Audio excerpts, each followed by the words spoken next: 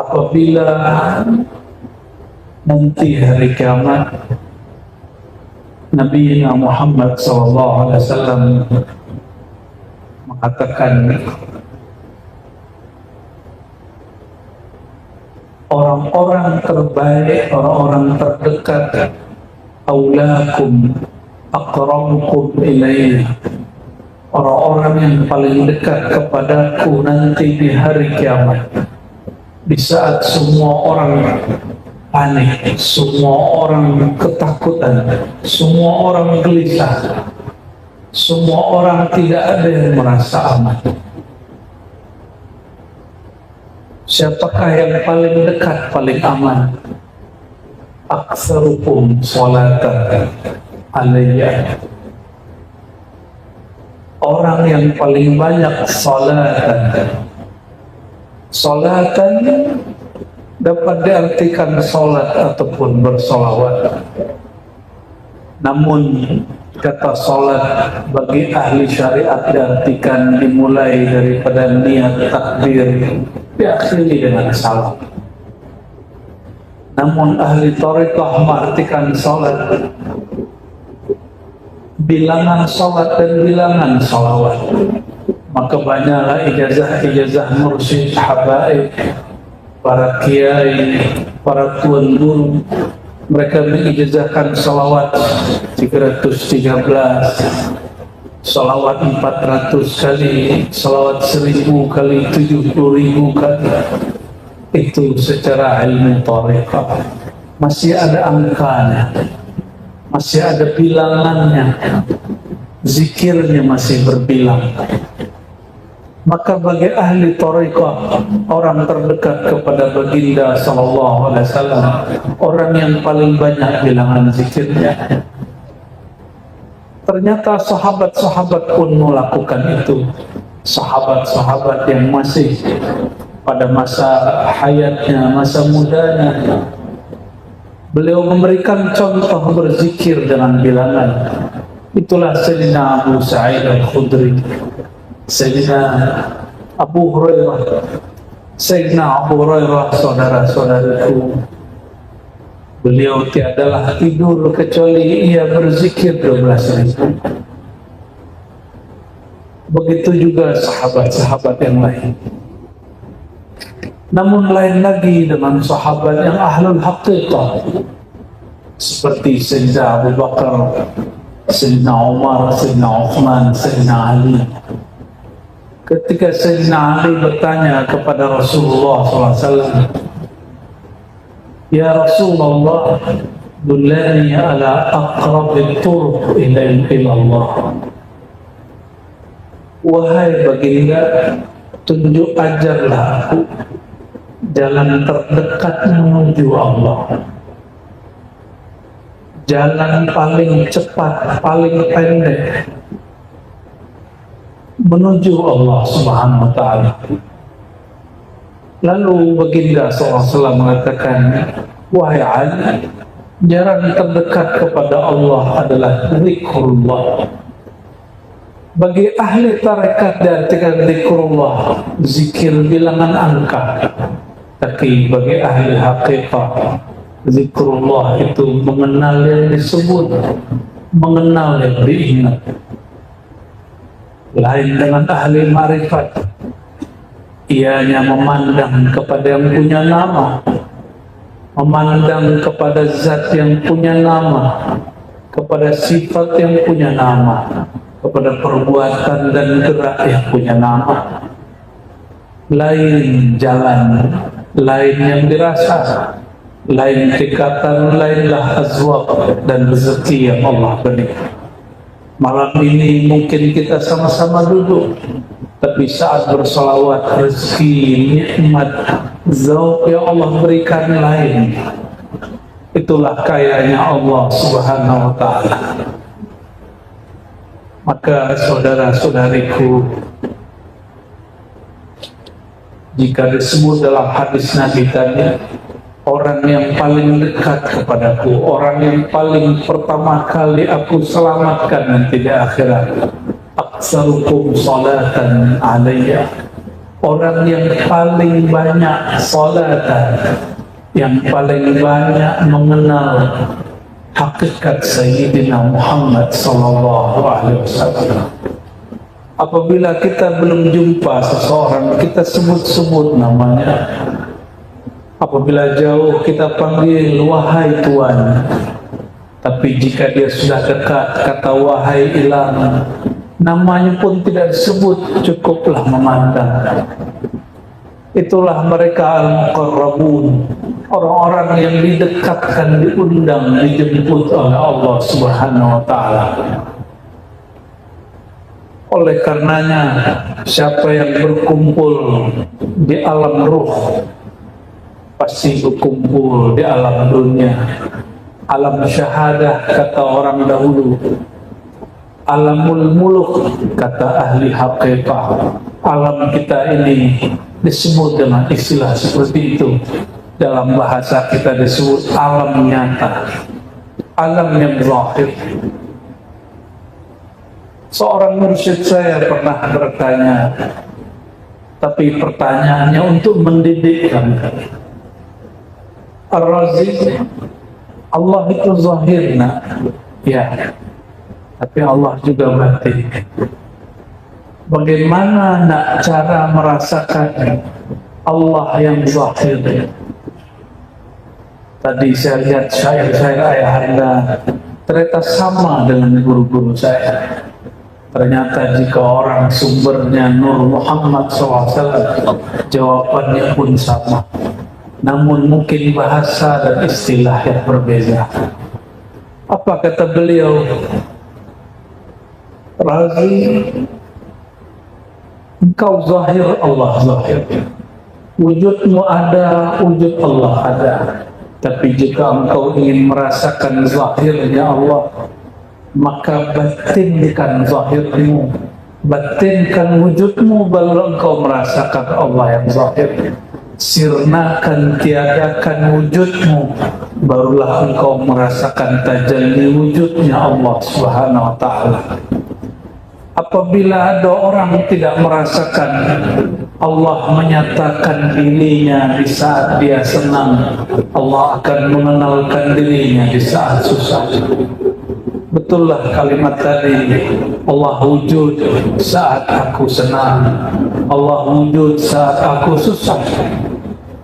Jika ada orang lalai bertuhan saat dia sehat, maka Allah akan mengenalkan wujudnya saat dia sakit. Oleh karenanya, saudara-saudariku, hal kita hanya dua, imma zahir, imma batin. Ada kalanya zahir, ada kalanya batin.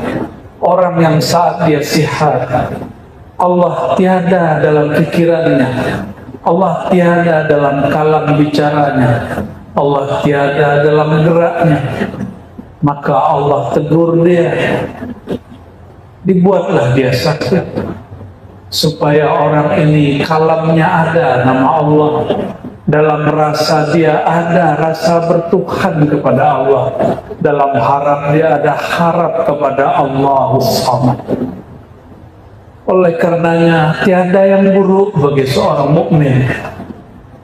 Lalu bagaimana dengan kata ulama ahli kalam? Rukun iman yang keenam adalah beriman kepada takdir, baik ataupun buruk. Baik buruk itu bahasa kita, sedangkan takdir bahasa Allah. Mungkinkah Allah yang mencipta hambanya lalu mencelakai hambanya? Tidak. Sebaik-baik waktu hamba adalah saat si hamba ingat kepada Allah. Sebaik-baik, sejaya-jayanya insan di saat hati dia terhubung kepada Allah. Maka entahlah dia sakit, entahlah dia sehat, tidak penting bagi Allah. Yang penting dia ingat kepada Allah. Jika dia sihat ingat Allah, Allah kekalkan sihatnya. Jika sakit menambah dia ingat Allah, Allah tambahlah sakitnya. Tapi masih sakitkah orang sakit jika nama Allah mengalir dari lidahnya? Jika nama Allah bercahaya di kalbunya, masih sihatkah orang yang sehat?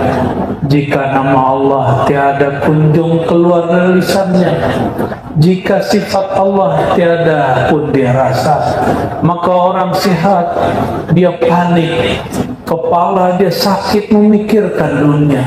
Taiba abdud dinar, badan dia sehat, tapi jiwa dia lelah, jiwa dia sakit karena dia cinta kepada dunia.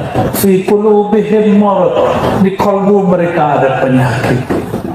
Maka tuan-tuan, puan-puan, jangan mengeluh jika ada sakit, panggil namanya. Tadi saya senang ada syair hu Allah, itulah syairnya, itulah nafasnya hayatnya manusia. Apabila dia sakit dia mengatakan betul tak? Itu bunyi nafas dia. Siapa yang berkalam begitu? Para masyayikh kita dari masa ke masa, mursyid dari masa ke masa mentalkinkan zikirhu Allah. Tidak usah kemudian sakit kepala memikirkan dalilnya sudah dihafal sedari kecil. Qul huwallahu ahad.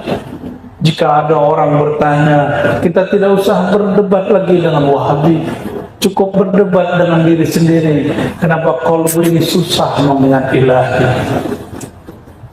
Hati keras kalau suka berdebat dengan orang, walaupun kita benar, tapi benar itu milik Allah Subhanahu wa Ta'ala.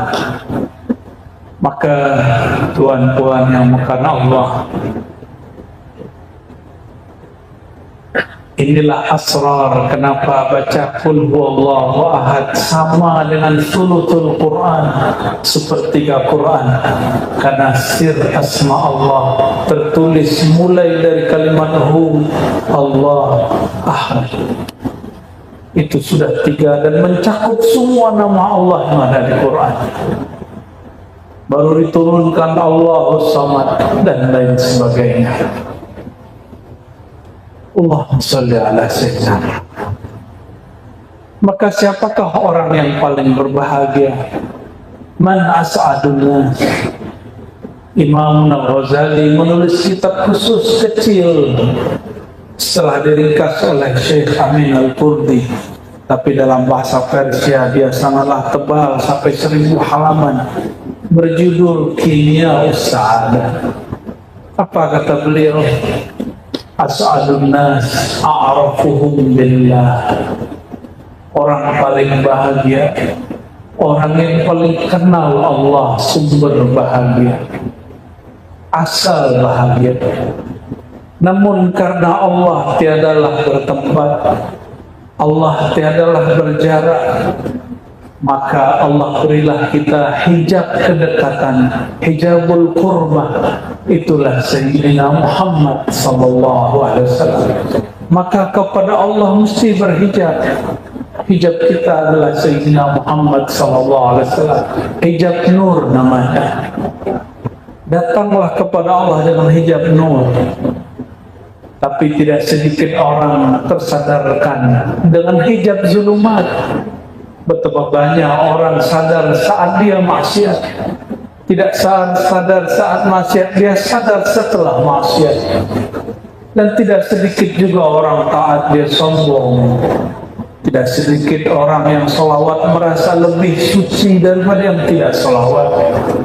Betapa banyak orang bertorekot merasa torekotnya lebih mulia dan torekot yang lain.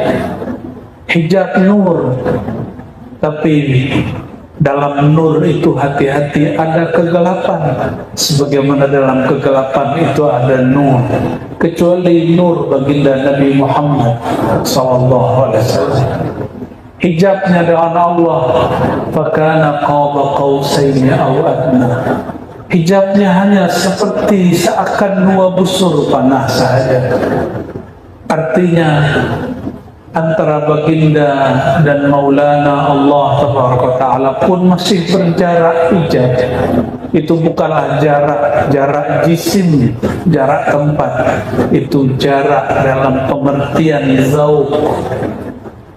Jika dia tidak berjarak dengan Allah, maka Sayyidina Muhammad SAW akan disembah orang. Maka perlu dah dia dihijab.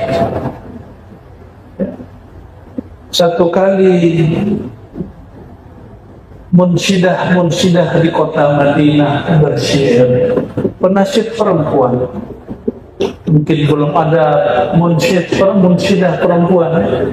Di masa Rasulullah ada penasihat perempuan, munsyidah. Mereka bersyair, tetapi syairnya sudah mulai menzahirkan yang ayahanda sebut sisi ketuhanan dan kehambaan. Kehambaannya hilang, malah ketuhanan yang muncul. Apa kata mereka, para munsyidah di zaman Rasulullah SAW? Di Sahih Bukhari disebutkan, para perempuan itu mengatakan, "Fina nabiyyun ya'lamu ma fil ghad." Bersama kami ada seorang nabi yang tahu masa depan. Kalam ini secara hakikat sahih, tapi secara adab ma'rifat baginda sallallahu alaihi wasallam melarang itu. Maka kam min haqiqatin yukhaliful ma'rifah, kam min haqiqatin tukhalifu adabal arifin.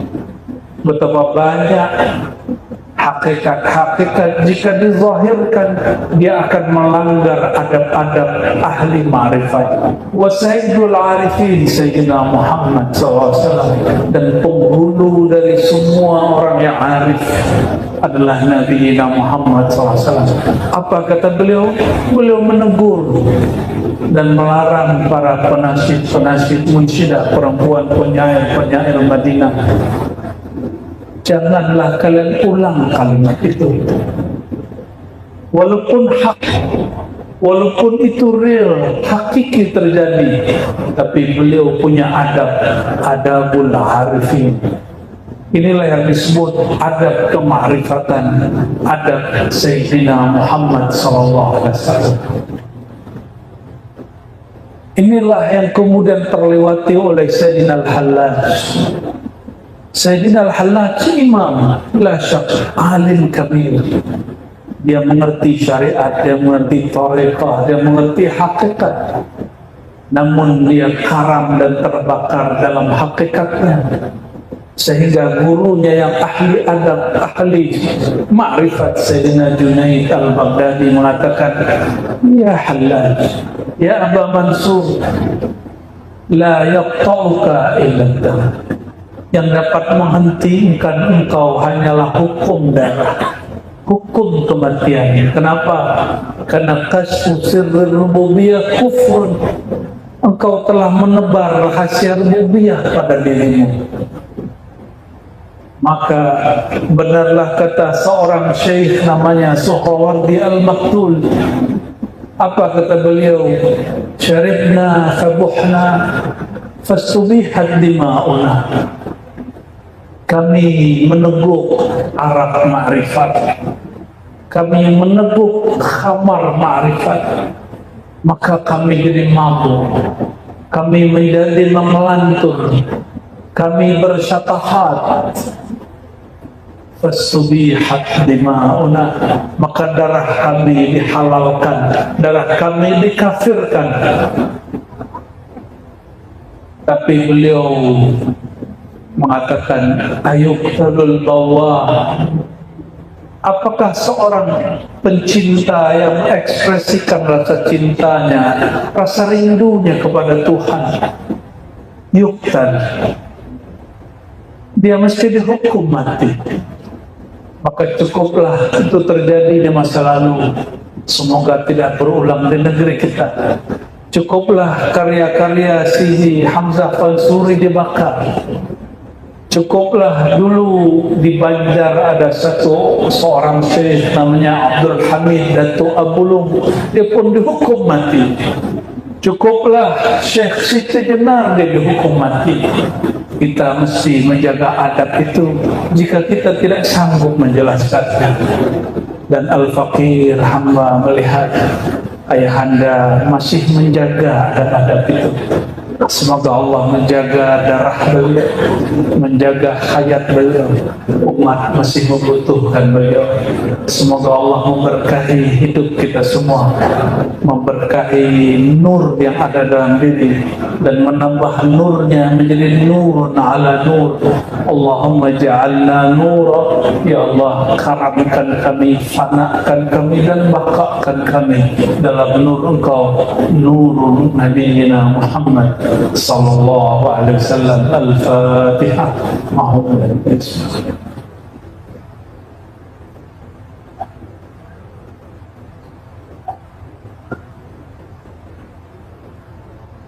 Barangkali itu ayahanda.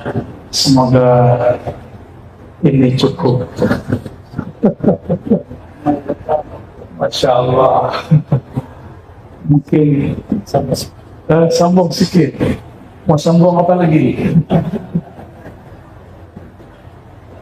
Kalau boleh saya sebut ayahanda ini Hamzah Fansuri zaman sekarang.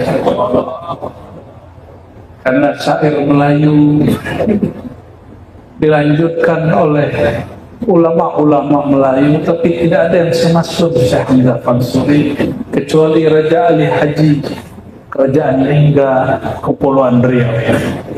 Beliau berdua pun Raja Ali Haji Naqsyabandi, sedangkan Sidi Hamzah Fansuri beliau Qadiri Khalwati. Beliau seorang yang berqadiriyah, dan beliau pun menulis buku yang hampir sama juga judulnya dengan buku ayahnya. Ya. Beliau punya buku Syurbul Muntahi, minuman untuk orang yang sudah sampai di ujung jalan. Orang yang sudah usul, hidangannya lain dengan orang yang belum usul. Sayyidina Hamzah Fansuri, karena dia mengibaratkan sesuatu yang orang di zamannya tidak paham, bahkan itu setelah zaman dia, yang juga seorang mursyid Qadiriyah, Syekh Nuruddin Ar-Raniri, seorang mursyid ahli kalam bermazhab Syafi'i, akidahnya Asy'ariyah Maturidiyah, sama dengan Syekh Hamzah Fansuri. Tapi inilah sunnatullah. Sunnatullah orang pegang ma'rifat, mesti ada orang salah faham. Karena itu jalan kenabian. Kata Sayyidina Muhammad SAW di hadis Sahih Bukhari, Kitabatil Wahyi, di awal Sahih Bukhari, ketika Sayyidatuna Khadijah membawa Sayyidina Muhammad SAW kepada pamannya Sayyidina Waraqah bin Naufal, orang pertama dari ahli kitab yang beriman. Sayyidina Waraqah mengatakan, wahai Ananda, engkau nanti akan terusir, dan aku berkeinginan ingin menjadi pejuang yang akan menjagamu jika umurku panjang. Tapi apalah daya, rasanya hayat hendak terbang. Apa kata Sayyidina Muhammad SAW? Awa mukhrijiyahum, apakah umatku, rakyatku, bangsaku, saudara-saudaraku di Mekah akan mengusir aku, akan mengfatwa sesat aku? Apa jawaban Sayyidina Waraqah, ahli kitab pertama yang masuk Islam dan beriman? Apa kata beliau? Inilah jalan orang yang didatangi oleh namus. Namus adalah Sayyidina Jibril. Semua para anbiya mengalami itu. Maka benarlah kata guru-guru kami sedari dulu, kamu belumlah benar mencapai nur kasih Allah, nur walayah, sampai engkau dikafirkan 12.000 orang. Ya. Engkau dikafirkan 12 kampung. Itu sunnatullahnya.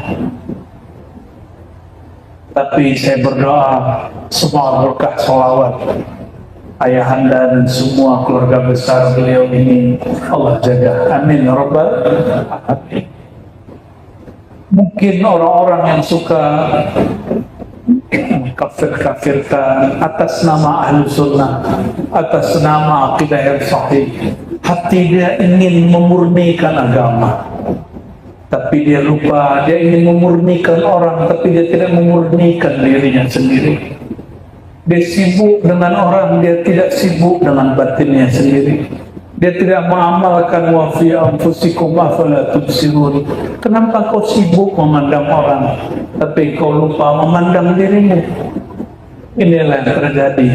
Maka tuan-tuan, puan-puan, apabila ada di sosial media satu ayat dibuka tentang seorang muslim, kiai, ustaz, tuanku, tuan guru, syekh, langsung skip. Jangan ditonton, jangan didengar. Kenapa? Mendengar aib sesama muslim itu bagian dari kemunafikan. Sibabul muslim fusuq, mencaci muslim, sesama orang beriman, sesama orang Islam, itu kefasikan. Dan fasik itu adalah ruhnya nifaq. Fasik itu ruhnya kemunafikan. Maka orang munafik itu dia sudah membatinkan kekufuran. Dalam kekufurannya masih ada lagi yang batin, namanya fasik. Na'udzubillah, summa na'udzubillah. Ini yang dikatakan dalam Al-Quran yang tadi juga kita baca. Fi qulubihim marad. Di hati mereka ada penyakit, tapi dia tidak tampak.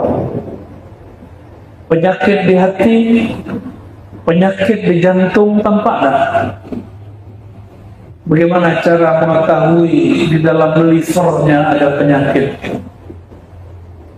di dalam ususnya ada penyakit? Bagaimana caranya? Mesti datang ke dokter, datang ke hospital, masuk lab. Betul tak? Lalu apalagi jika penyakit itu penyakit yang khafi. Penyakit yang khafi, obatnya pun harus sir yang khafi. Tidak sanggup diobati oleh puluhan kita, tidak sanggup, tidak dapat sembuh dengan membaca buku-buku. Karena buku itu dulu tiada. Rasulullah SAW mengobati manusia dengan Alkitab. Alkitab jangan dibayangkan buku yang sudah dipublish, yang dicetak hari ini. Itu kertas, bukan Alkitab yang dimaksud. Alif Lam Mim Dzalikal Kitab La Raiba Fihi. Orang-orang berpikir Alkitab itu lembaran-lembaran mushaf. Bukan. Alkitab itu yang turun ke dalam dada baginda Nabi Muhammad SAW. La raiba fihi, dia tidak ada keraguan. La raiba fihi, padanya Alkitab dan pada tempat wadah Alkitab. Di manakah wadah Alkitab? Fuadnya baginda Nabi Muhammad SAW. Sebagai disebutkan Quran, qalbunya baginda SAW. Sayyidina Jibril mengaktifkan kembali fuad dan qalbu Sayyidina Muhammad SAW. Tapi entah siapa yang mengaktifkan, entah siapa yang diaktifkan. Entah Sayyidina Jibril yang berburu, entah Nabi Muhammad yang berburu, entah mereka saling berburu. Allahumma salli ala Sayyidina Muhammad. Lalu kalimat ujungnya hudan lil muttaqin. Dalam terjemah biasa, petunjuk bagi orang bertakwa. Itu terjemah biasa, terjemah syariat. Tapi terjemah secara ahli rohani. Hudan di situ syifa. Muttaqin, Nabi SAW mengatakan orang bertakwa. Takwa itu di mana? Kopiah, baju, serban. Makanya saya lihat ayahanda tidak pusing kepala, tidak sakit kepala dengan model songkok. Kenapa? Karena hudan dan sifat tidak ada kaitan dengan songkok, dengan kopiah.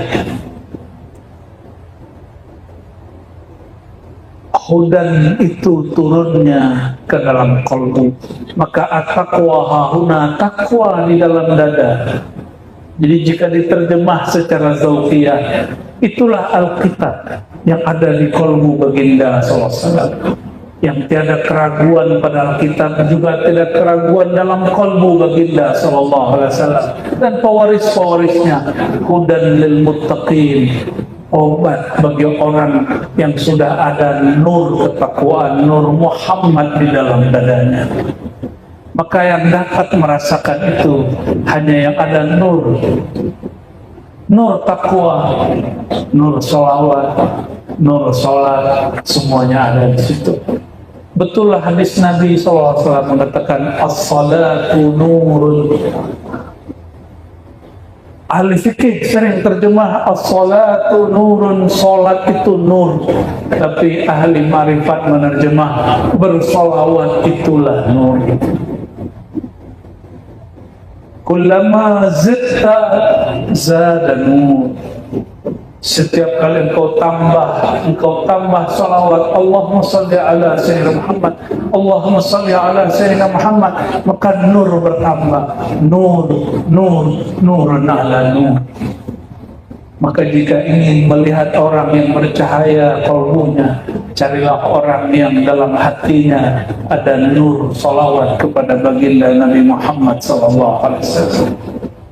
Maka sholat pun tidak sah jika tidak ada salawat kepada baginda Nabi Muhammad SAW. Maka saya tutup dengan satu hadis. Apa kata baginda SAW dalam hadis Imam An-Nasai? Hadisnya hasan yuhtaju kas-sahih.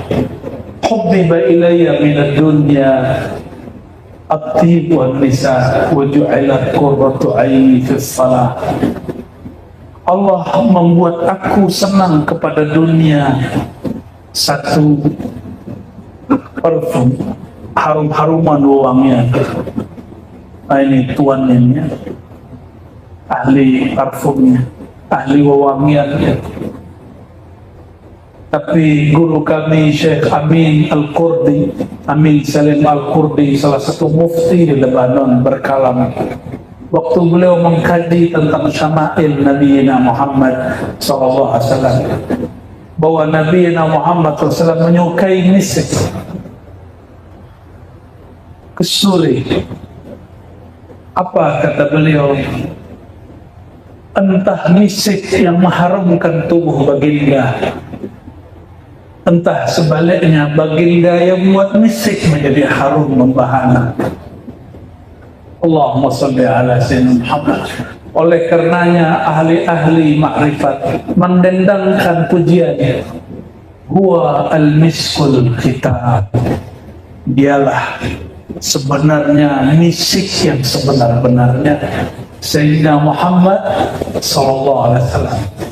Walaupun tubuh beliau sudah ditanam di Madinah, tapi siapa yang ada makrifat kepadanya, makrifat kepada nur Sayyidina Muhammad SAW, makrifat kepada Ruh Ahmad, maka orang itu harum, orang itu mendapati wewangian baginda Nabi Muhammad SAW.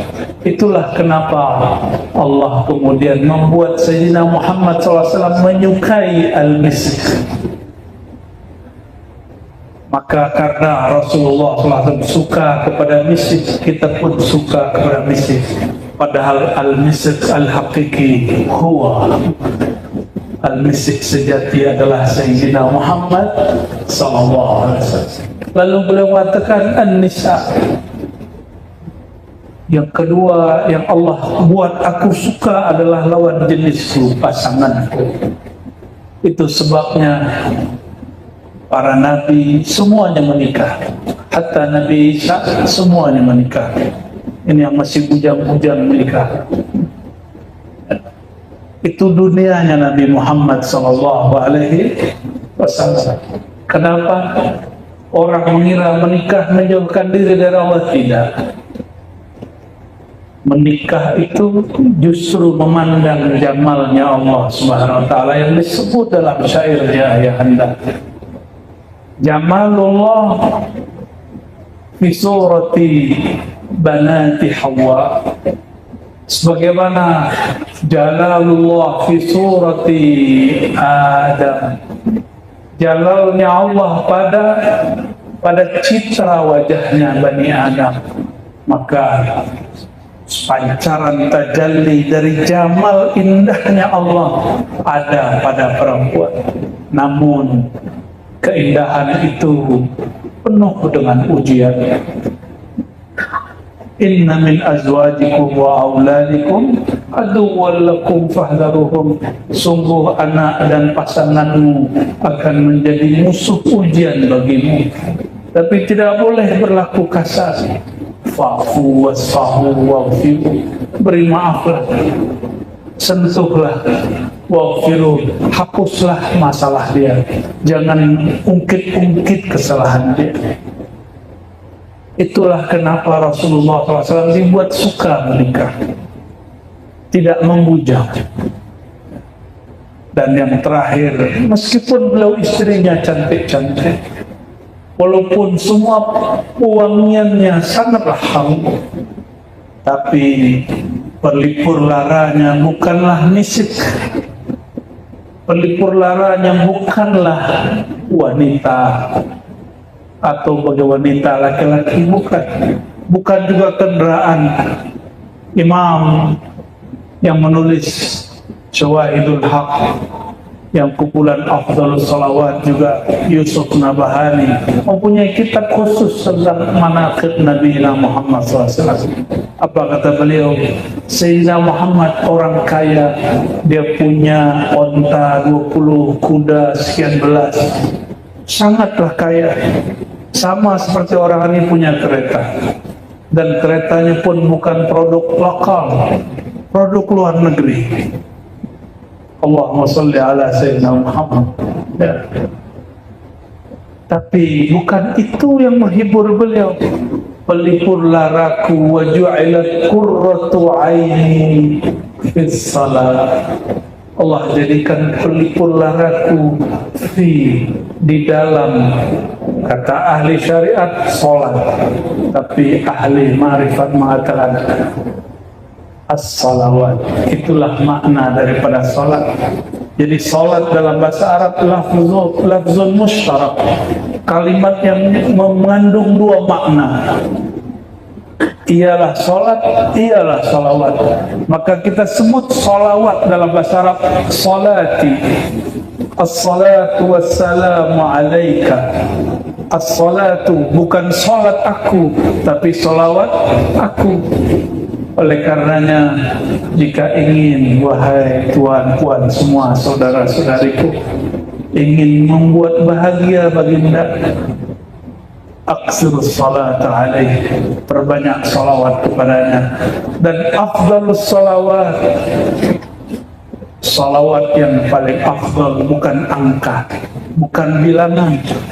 Salawat yang paling utama, salawat orang yang mengenal siapa yang dia salawati, yang merasakan hadir balasan dari zat yang dia salawati. Semoga salawat kita diizinkan untuk dibalas, diizinkan untuk dilimpahkan kembali kepada kita. Amin ya rabbal alamin. Maka tiadalah salah jika thariqah ammah yang dibagi ayahanda, thariqah salawat Jibril, itulah thariqah paling mudah yang menyenangkan hati baginda Nabi Muhammad SAW. Beliau tak butuh salawat kita, kita yang memerlukan limpahan rahmat dari salawat beliau. Maka beliau senang apabila kita senang. Inilah makna dari kalam beliau, ummati. Ya, di Jogja, di Jawa, di Sumatera ada satu kelompok salah faham tentang hadis ummati. Apa kata mereka? Nabi Muhammad itu wafatnya tidak sempurna, karena dia wafat tidak baca la ilaha illallah yang dibaca ummati. Pernah dengar tak? Baru dengar? Alhamdulillah. Orang ini salah paham. Kata dia, dulu Nabi Muhammad berkalam tapi dia tidak konsisten. Man kana akhiru kalamihi la ilaha illallah dakhalal jannah. Siapa akhir kalam dia la ilah pasti masuk surga.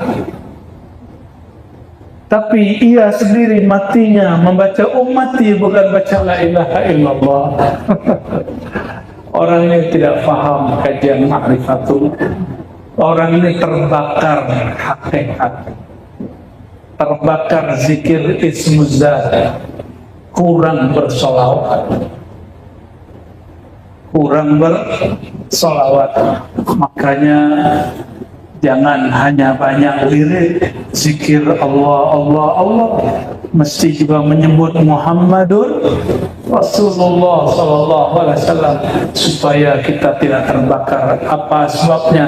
Iblis pun zikir Allah, Allah, tapi dia tidak mau baca Muhammad Habibullah, Muhammad Nurullah. Maka jika jumpa yang mengaku mursyid, mengaku wali, mengaku malaikat dalam perjalanan zikir, bacalah Muhammad Rasulullah. Jika ia tidak baca, dia syaitan. Bacalah Muhammad Nurullah. Jika ia tak baca, itu syaitan. Jika dia tidak mengajarkan Nur Muhammad, mengenal kepada Sayyidina Muhammad SAW, itulah yang disebut khayali syaitan, khayal yang bersumber daripada syaitan. Oleh karenanya, saudara-saudariku, tuan-puan yang makan Allah, meskipun ada perbezaan dalam pergerakan thariqah dengan siapapun, jangan pandang itu. Pandanglah bahwa niat kita hanya ingin menyenangkan hati baginda Nabi Muhammad SAW. Assalatu wassalamu alaika ya Sayyidana ya Habibana ya Rasulullah. Semoga salawat ini sampai juga kepada engkau, wahai ruhaniah baginda. Lihatlah kami, wahai baginda. Dan katanya, uridat alayya a'mal ummati, engkau mengatakan semua amal umatku telah diperlihatkan kepadaku. Wahai baginda Rasulullah, wahai ayahanda rohani kami, saksikanlah kami bersalawat kepada engkau.